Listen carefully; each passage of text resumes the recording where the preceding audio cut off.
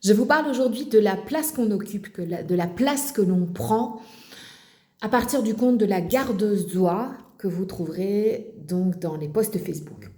Alors, dans ce conte, notre héroïne, qui n'est autre qu'une princesse, se fait voler sa place par une suivante.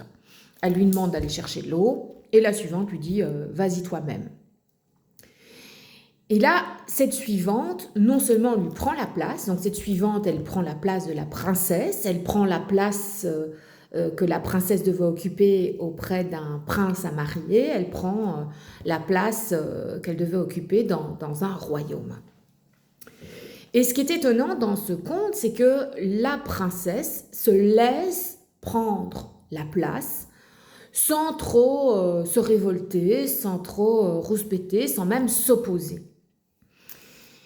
Une première interrogation qui me vient, une première hypothèse par rapport à cet état de fait, c'est que cette jeune princesse n'a pas reçu beaucoup de protection de la part de ses parents. En effet, le père, il est décédé, on n'en parle plus, il n'a plus rien à voir dans cette aventure. Et la mère, elle laisse sa fille aller se marier. Elle lui donne une servante, mais qu'elle n'a pas vraiment sondée parce que cette servante s'avère néfaste. Elle lui donne un cheval qui parle, mais qui de toute évidence ne sait rien faire pour elle, et elle lui donne juste un mouchoir avec 3 gouttes de sang. Et une fois que le mouchoir est parti, eh bien, la jeune princesse se retrouve sans protection maternelle. Et donc on peut se dire, qu'est-ce qui fait que cette jeune princesse ne se révolte pas quand on prend sa place? On se dit, tiens, peut-être qu'elle n'a pas reçu beaucoup de protection elle-même, et qu'elle ne sait pas, du coup, se protéger. De l'autre côté, je vous parle de la servante qui, elle, prend la place de la princesse sans cupidité, enfin, avec beaucoup de cupidité, pardon, mais sans remords, sans gêne, sans culpabilité. Comme si ce statut lui revenait de droit. Et donc ça, c'est une première question. Quand on prend la place de quelqu'un, est-ce qu'on a en tête que ce statut, c'est nous qui le méritons? Et qu'est-ce qui fait qu'on a ça en tête? Ça va même plus loin. Dans l'histoire, elle prend les habits de la princesse.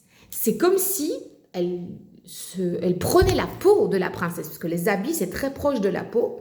Et donc, elle se met vraiment dans la peau de la princesse. Et une autre question suite à ça, c'est de se dire comment est-ce qu'on doit se sentir à l'intérieur pour avoir envie d'être dans la peau de quelqu'un d'autre. Est-ce qu'on n'a pas beaucoup d'amour-propre? Est-ce qu'on a ce sentiment de droit? Et qu'est-ce qui nous donne ce sentiment de droit? Je n'ai pas spécialement envie de donner des réponses. Je suis plutôt dans l'interrogation pour que vous puissiez vous interroger vous-même.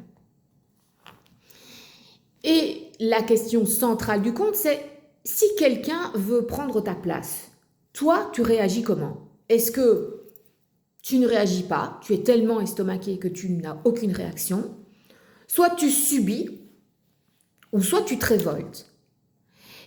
Ici, dans l'histoire, la princesse, elle semble plutôt subir. Elle donne sa place sans riposter.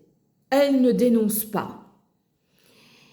Et elle donne beaucoup de pouvoir à l'autre. Parce qu'en ne la dénonçant pas, c'est comme si elle pensait qu'elle avait tout pouvoir, même après lui avoir pris sa place. Et pire que ça, elle va garder les oies alors qu'elle est princesse. Donc, cette manière de réagir par rapport à l'adversité, elle subit. Et donc, on a à chaque fois trois manières. Soit on est estomaqué, soit on se révolte, soit on subit. Notre héroïne, elle subit. Et donc, on peut aussi se poser la question de pourquoi? Pourquoi est-ce qu'elle ne réagit pas? Est-ce qu'elle se sent illégitime dans ce rôle de princesse? Est-ce que elle n'a pas dû lutter pour avoir cette place de princesse et donc elle ne se rend pas compte de ce qu'elle cède? Ou est-ce qu'elle se résout face à une certaine fatalité? C'est comme ça que vont les choses et je laisse faire. Donc, c'est un peu particulier de voir que cette princesse se laisse prendre cette place comme ça, et voire même, elle va garder des oies. Elle va prendre elle-même le rôle de servante. Donc, elle donne sa place, mais elle prend la place de l'autre. Et une dernière question, c'est qu'est-ce qui fait qu'elle va récupérer sa place? Alors, mon analyse est qu'elle récupère sa place d'abord grâce à une certaine magie dont elle ne semble pas avoir conscience. Elle est capable de parler au vent et de donner des ordres au vent. Elle est capable de parler à un cheval.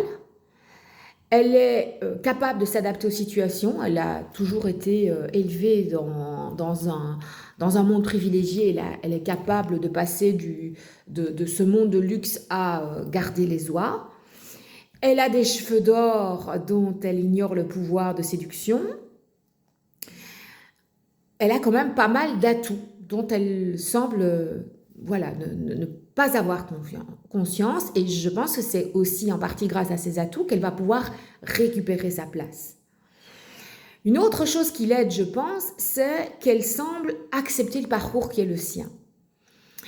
Alors on pourrait dire oui, mais alors elle se soumet à une certaine fatalité, mais on dirait quand même qu'elle semble accepter son parcours comme ça, avec une certaine sagesse, sans révolte, et que peut-être, dans cette histoire, en tout cas, ça l'aide.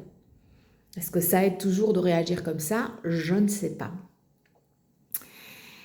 Et elle se plaint quand même un peu, tout en acceptant. Et c'est toutes ces choses-là qui font qu'elle va récupérer sa place. Alors, elle va aussi récupérer sa place grâce au roi qui va repérer qu'elle a quelque chose d'exceptionnel. Mais donc, ça veut dire qu'elle dégage quelque chose d'exceptionnel dont elle n'a pas conscience.